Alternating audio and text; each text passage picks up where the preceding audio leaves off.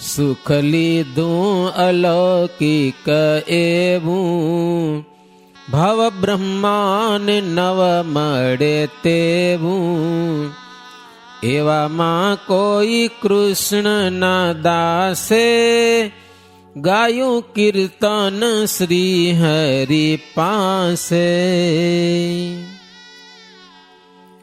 કોઈ કે કીર્તન ગાયું લ્યો, મારે સભા ભરીને બેઠા હતા.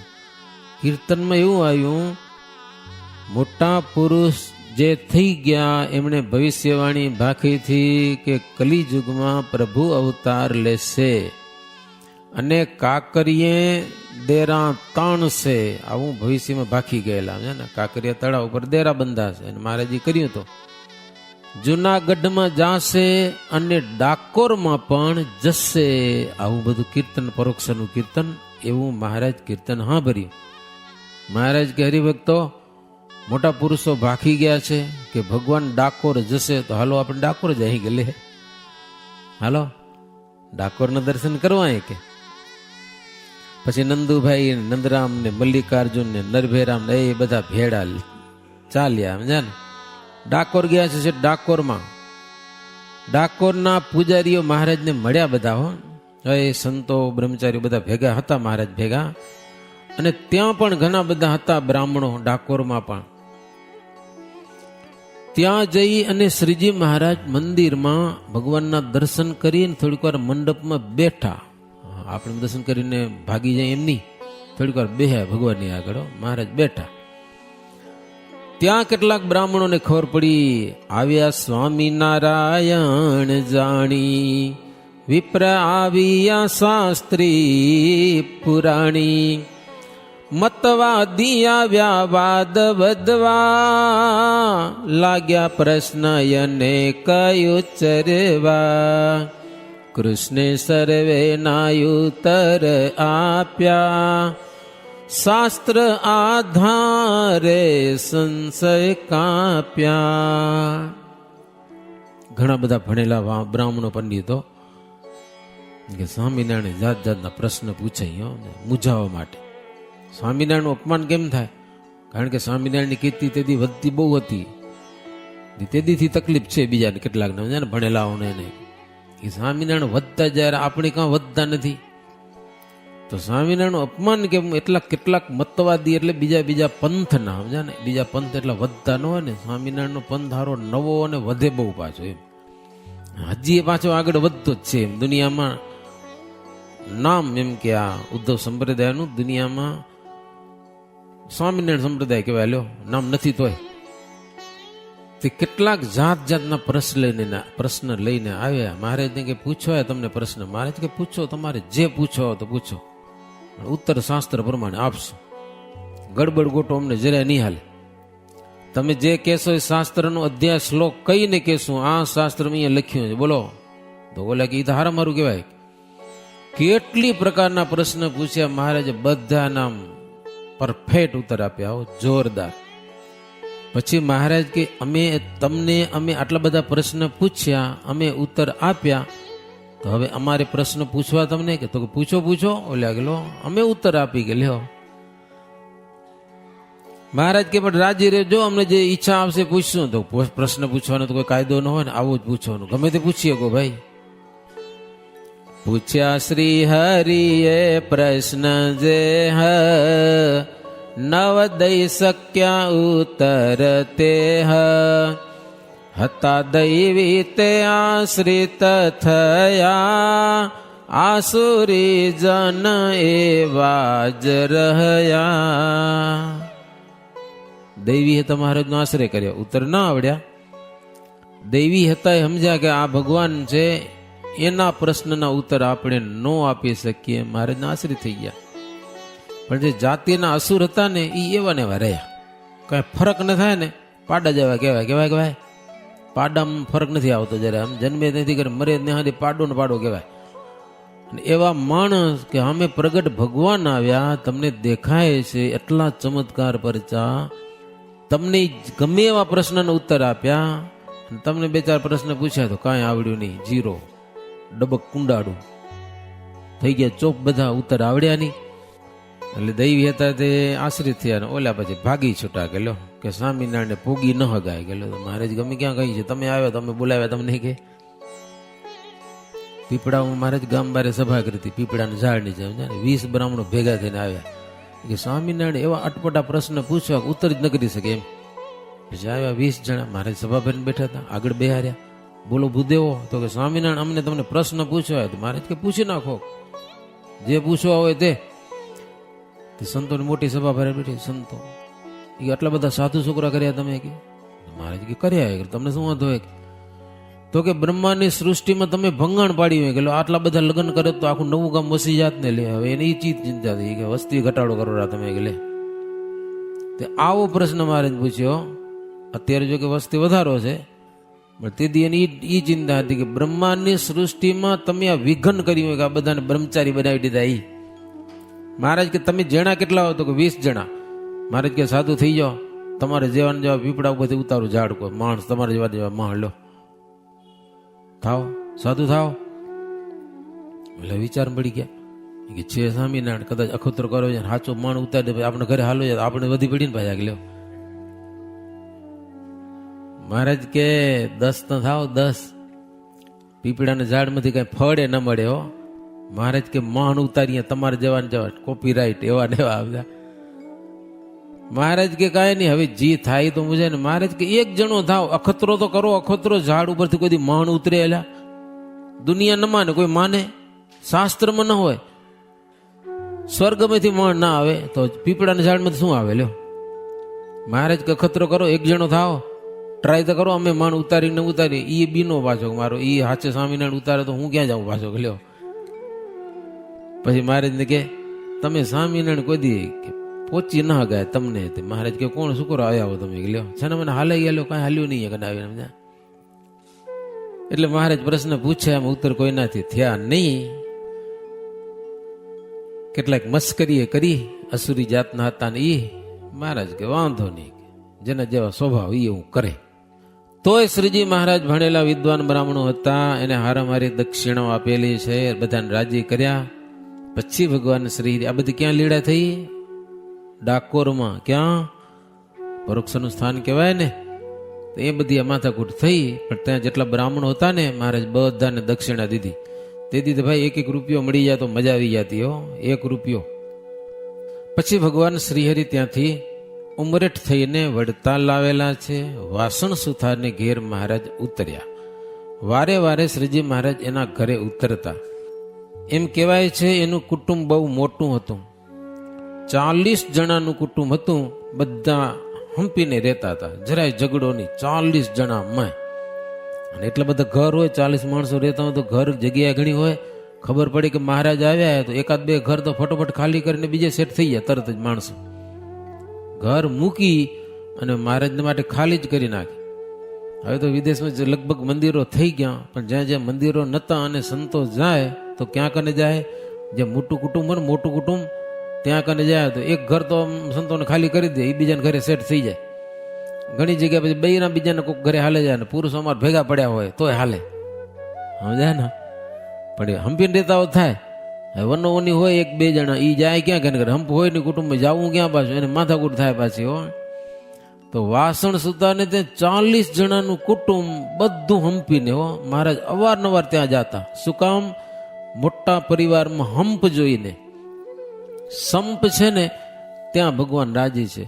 બાકી તો દીકરો બાપની હાથે બોલતો ન હોય ને, કાં તો બાપ દીકરાના હાથે ન બોલતો ન, 2 ભાઈ બોલતા ન હોય ને, મરીને હું લઈ જવાનો? હંપીને જીવી લો ને જેટલા તો ભગવાન જીવવા દે એટલા દી. શું લઈ શું જાઉં દુનિયામાંથી? ઝઘડા કરીને લ્યો, કાં તો એટલીક જમીન માટે ઝઘડા કરે ને, 2 પૈસા વધઘટ થઈ ગયા એમાં ઝઘડા કરે ને. કેટલાક તો બાપ સામે કેસ કરે. મારે લ્યો બાપ મને ભાગ નથી દીધો કે લ્યો કેસ કરે બાપની સામે. તો એનો બાપે મરી જતો, તું એની મરી જવાનો, મરી જવાના છે તો આવા ઝઘડા કરીને જીવન, એ જીવન કેવા કહેવાય? એના કરતા ગમે તે હોય કાંઈક, અમુક કુટુંબ છે ને, અમુક નાત જાત સમજે ને, આખી નાત. એ કે સમય અમારી નાતમાંથી વકીલ સુધી અમે લગભગ ન પહોંચીએ. બાકી આ 24 લેવા પટેલ છે ને, વકીલો વધુ બધા અહીંયા કમાય. વકીલો એમ કે કેનો કેસ છે? પટેલ નો તો લે, કેટલાક લે પણ નહીં લે, કે ઈ જાતમાં કાંઈ નહીં વારે ગયેલું, મારે કેસ ન લે. સમજ્યા તમે? એક જાતિના હરિભગત કીધું અમને, એ કે અમારામાં લગભગ ઝઘડા ન થાય, મેન કારણ સવારે ઉઠીને અમારા ઘરમાં વડીલ હોય ને એને બધા અમે પગે લાગવા જાય. ડોસો ડોસી હોય ને તો આખા ઘરનો પરિવાર, એના છોકરા છૈયા, એના છોકરા હોય, એના ઘરવાળા હોય, વડીલ ઘરમાં એક બેઠો હોય તો આખા પરિવારને એકવાર પગે લાગવાનો વારે દરરોજ જય સ્વામિનારાયણ કહેવાના. છતાંય કાંઈક ઝઘડો થાય તો અમે ભાઈ હંપી ભેગા થઈને ગમે એમ પતાવી નાખી. ભાઈથી ન પતે તો નાત ભેગી થાય સમાજની. સમાજ ગમે તેમ કરીને લગભગ ઝઘડો પતાવી નાખે. કે અમારી નાતમાં કદાચ કેસ હોય તો 100 કે 200માં એકાદ બે જણા મન હોય, એમ વધારે કેસ વકીલ સુધી જવા દઈએ નહીં. એમ કેટલુંક શીખવા જેવું, સમજ્યા ને? વકીલ સુધી બને ત્યાં સુધી ભોગવું નહીં. એક વાત કહી દઉં તમને, માંડવીમાં ઝઘડો થઈ ગયો બે હગા ભાઈમાં, સમજ્યા ને? શેરી માણસો હશે. ઝઘડો એવો થયો, હંપીને છૂટા થયા. હંપીને હો, બધી વસ્તુ આમ અલગ કરતા બધી વસ્તુ જુદી જુદી. ખાંડલી હશે ને પિત્તળનું નનકડી, એમાં હારો ઝઘડો થયો. ઓલો મને ખપે, ઓલો મને ખપે કે એમ બે ભાગ તો થાય નહીં, કપાય તો નહીં વેચેથી. એટલી ખાંડડી હારું કરી અને વકીલ પાસે ગયા કેસ નોંધાવા. માંડવીનો વકીલ કે હવે આટલી બાબતમાં એને કેસ લીધો નહીં, હારે ભુજ પોગી ગયા. છેલ્લો ભુજના વકીલ પાસે એક ભાઈ પૂગી ગયો કે મારા ફેવરમાં આવવો જોઈએ ફેસલો, એમ. એ કેસ નોંધાય આવો. બીજો ભાઈ ગયો, એ જ પોતાનો વકીલ ઓળખ્યો તો એની ઘરમાં જાય ને, એ એની પાસે ગયો. એક જ નો કેસ એક વકીલ તો લઈ ના શકે. એ વકીલ આનું શું કરવું હવે? વકીલ કે મને હમણાં કામ હે કે તને એક બીજો વકીલ બતાવું, કે ચિઠ્ઠી લખી દઉં. કે પછી એને ચિઠ્ઠી લખી દીધી, સમજે ને? એ કે એને દે, તારો કેસ લેશે. અને ચિઠ્ઠીમાં શું લખ્યું હતું? એ કે બે ગાભણી આ શું દૂધણી, બે દૂધણી ભેંસો છે અને આપણે દોવાની છે, એવું ચિઠ્ઠીમાં લખ્યું. તો ઓલો ભાઈ ચિઠ્ઠી લઈને જાતો હતો તો રસ્તામાં વાંચવાનો હોશ થઈ ગયા, સમજ્યા ને? કે ચિઠ્ઠીમાં લખ્યું શું હોય? જ્યાં જુએ ચિઠ્ઠીમાં તો બે દૂધણી ભેંસો છે અને આપણે દોવાની છે. કારણ કે વાતના હા આટલી ખાંડડી, મતલબ માલ તો કાંઈ છે નહીં. તો આ ભાઈએ ચિઠ્ઠી વાંચી કે વકીલે આપણી દૂધણી ભેહું ઠરાવી ગયેલો. ઓલો હવે આપણે નથી લડવો કેસ કે એ ઘરે ભાગી આવ્યો. અને મોટા ભાઈને ચિઠ્ઠી બતાવી, આપણી દૂધણી ભેંસું કે લ્યો. એ કે ખાંડડી લઈ ગયા, તું મારે ન જોઈ ગયેલો. હવે શું કે એક ખાંડડી હારું કે એટલી માંધાકૂટ આપણે ભેહું થઈ જવું પડે કે. એટલે ભાઈને કીધું કે તું લઈ જા ખાંડડી. ઓલો ભાઈ કે તો મને ન ખપે, થાય 2 થી વધી પાછી લ્યો. ખાંડડી 2 જણાથી વધી. ઓલો કે મને ન ખપે ને ઓલો કે મને ન ખપે. પછી આવી ઠાકોરજીને મંદિરમાં, મંદિર તમે રાખજો ભગવાનને કે લ્યો, સમજ્યા કે નહીં? આ એવું બધું છે દુનિયામાં, સમજ્યા કે નહીં? એટલે થોડી વસ્તુ સારું કરી ઝઘડા કરી અને વકીલ પાસે જવું જ નહીં, સમજ્યા ને? પતાવ ભેગા બેહી વડીલોની પાસે કાંઈક પતાવ ન થાય તો કરે સંતોની પાસે આવવાનું, કાંઈક પતાવી નાખવાનું, પણ આગળ વધવું નહીં. ભગવાનને રાજી કરવા હોય તો. મહારાજ અવારનવાર વાસણ સુથારને ઘેર ઉતરતા હો, વડતાલ જતા ત્યારે. અને સંઘ પાદરમાં ઉતર્યો છે, કારણ કે ઘણા બધા છે ને ઝાડની છાયામાં. ત્યાં પણ કેરીનો તો સમય. એ હરિભક્તો રસપુડીની રસોઈ આપે. સગાવાલાને જેમ નોતરે ને, હવે મને લાગે નહીં હોય છે. પેલા મને સાંભળે નાનપણમાં કેરીના દિવસોમાં રસને પૂરી બનાવે ને હાજે વરી એ હગાવાલાને બોલાવતા અને જમાડતા. ક્યારેક આંબલવાળું ને પૂરી થતી, ખબર તમને? ખાટી આંબલી નાખી ને ગોળ નાખીને આંબલવાળું બનાવે. હવે આંબલવાળું દેખાતું નથી કોઈ દિલ્યો, નામ એ નથી સંભળાતું. હવે રોટલી ખાટી આંબલી ને ગોળ નાખેલું પાણી ખવાયેલું, એ મજા આવતી લ્યો. બીજું કાંઈ નહીં, રોટલી અને આંબલવાણું. એ હરિસમૃતમાં લખ્યું સ્વામી, આંબલવાણું જમતા જોયા છે. જેમ કેરીના દિવસોમાં હગાવાલાને બોલાવીને જમાડે ને, એમ આ બધા હરિભક્તો મહારાજની સાથે આવ્યા છે ને, એ હાચા હગા કહેવાય કે હો. ભાવથી જમાડતા એને હો. નિત્ય નિત્ય કરે રસ પોડી, વવરાય સાકરયણ તોડી. બામરોલી તખો પગી રહે, કર જોડી તે કૃષ્ણને કહે. ઘનશ્યામ આવો મુજ ગામાં, મારા હૈયાની પૂરવાહામાં. ગયા ત્યાં હરી કાઠી સહિત રસ પોળી જમ્યા રૂડી રીત. બામરોલીમાં તખા પગીને ત્યાં ગયા, ત્યાં રસ ને પૂરી હો. પછી તો એ આજુબાજુના ગામડાના હરિભક્તો કે મહારાજ અમારે આવો ને ત્યાં અમારે ત્યાં આવો ને. જીવે પરે, મહુડીએ પરે, નરસંડે, સંજાયા, વલાસણ, જોડ આ બધા ગામડા છે હો. પછી તારું દરરોજ રસ પૂરી જમવાની હવે થાક્યા કાઠીઓ મહારાજ, હવે મજા નથી આવતી. દરરોજ ઈને ના હાલે ને કેટલી વાર હાલે. પછી લ્યો નવું નવું જડે તે મજા આવે. કેરીઓ જમીને કાઠીઓ ધરાયા મહારાજને કે મહારાજ હવે તો બહુ મજા આવી ગઈ. ખાલી કેરીઓ જમીને નહીં હોય, એની સાથે સાથે કરે નિત્ય જ્ઞાનામૃત પાન, એકે સ્વાદન એહ સમાન. ખાલી રસપુરીની મજા નહીં, કથા વાર્તા ને જ્ઞાનની વાતું થાય, જ્ઞાન વૈરાગ્યની વાતું થાય, પંચ વિષયના ખંડનની વાતું થાય સભામાં.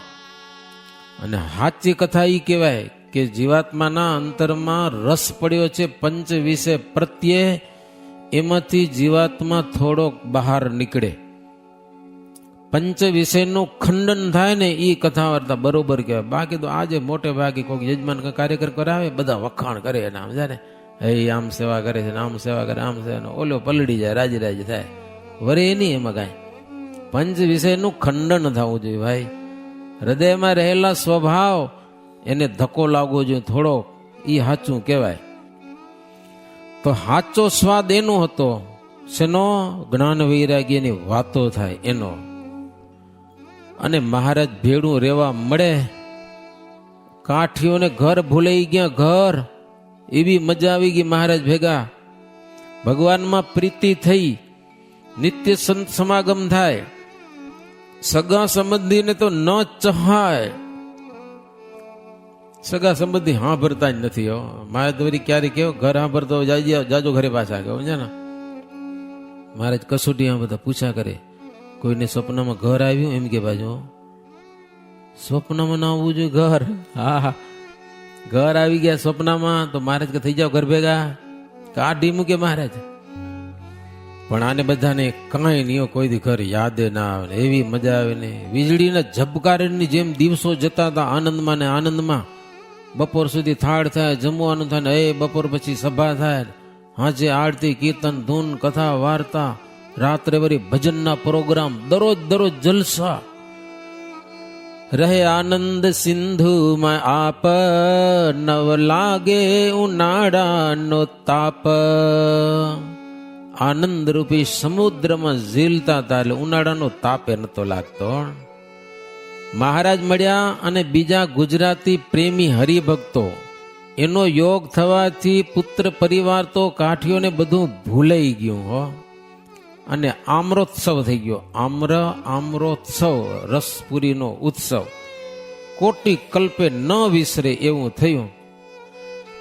એવા ઉત્સવમાં સામેલ થવા માટે તો અક્ષરધામના મુક્તો પણ ઈચ્છે ભાઈ. આવા જલસા તો અમને જોઈએ કે ભગવાન ભેગા કેવો. એવું શ્રીજી મહારાજે આ બધા કાઠી ભક્તોને સુખ આપેલું છે. પછી મહારાજ વડતાલથી ચાલતા થયેલા છે, ગામડામાં મુકામ કરતા કરતા પ્રભુ ગઢપુર પહોંચ્યા છે. અને ત્યાં જઈને જે ની આવ્યા હોય ને એની આગળ આ રસ ઉત્સવની વાતો કરી તો એ ખુશ થઈ ગયા બધા હો. મહારાજની અદભુત લીડાની વાતો, એવી લીડા અનંત અપાર કરે વાલોજી. વારંવાર આવી લીડા થાય છે. રસ ઉત્સવની કથા એહ, સુણસે કે સુણાવશે જે. રસ ઉત્સવની કથા સાંભળશે કે સંભળાવશે, શું ફાયદો થશે? એનું યંતર પાવન થાશે, પાપ પૂર્વ ન સંચિત જાશે. જનને નિજની સ્મૃતિ થાય, કરે શ્રી હરિ એવી લીલાય. આજે આપણે ભલે કથાંભરણ બહુ રુચિ નહીં થતી હોય ભક્તો, હા કથાંભરણ રુચિ થવી અઘરું કામ હે, બધા નથી થતી. કથાંભરણ રસ જાગે એટલે અમારે ભુજ મેં હોની હોની ભગત છે, સમજ્યા ને, હોનીનું કામ કરે. એની ઘરવાળીને કંઈક રસ લાગ્યો કથા વાર્તામાં. તે ભુજ મંદિરમાંથી કથાની જેટલું કથા મળે ને પેન ડ્રાઈવ કે સીડીઓ બધું લઈ જાય, ઘરમાં વગાડે ને ઓલે ભાડો કંટાળે પાછો, સમજ્યા ને. હવે ઘરવાળી આગળ કઈ હાલે તો નહીં, રોટલા એના હાથના ખાવાના, તો ઓલી ઘરમાં વગાડ્યા જ કરે, કથા જ ચાલુ રાખે, સમજ્યા ને. મને કહેતો હતો પછી સમજ્યા એક દિવસ. પછી કથા વસ્તુ એવી છે, ઘરમાં વાગે જ પડી તમારે અને રસ પડી ગયો પછી. હવે એ કથા સાંભળે જ છે પાછો. હોનીનું કામ કરતા કરતા સતત કથા ચાલુ રાખે, એમને ખીચમ મોબાઈલ કથા જ વાગે પડી. મને કે જેટલી હોય એટલી કથા લાવો, કે મને બધી કથા ખપે, લ્યો સાંભળ્યા જ કરે છે હજી. કથામાં રસ જાગવો એ મોટી વાત. હા, એ આપણા દિલને પૂછવાનું, કથામાં રસ જાગવો એ આજે મળે તો બહુ છે કથા, હાવ સેલું કથા મળવી ઈ, પણ સાંભળવી અઘરીએ. હા, કથા જો સાંભળવામાં રસ જાગી જાય ને તો શું લખ્યું, એનું અંતર પાવન થાશે, પાપ પૂર્વના સંચિત જાશે. હા, પૂર્વના પાપ એના બળી જશે ને એનું અંતઃકરણ છે ને શુદ્ધ થઈ જશે. આ કથા કામ ઈ કરે, સાંભળ્યા જ કરવી જેટલી બને એમ, વિશેષ ને વિશેષ. જનને નિજની સ્મૃતિ થાય કરે શ્રીહરિ એવી લીલા. એ મારે લીલા પણ એવી કરે હો, એ મજા આવે બધાને.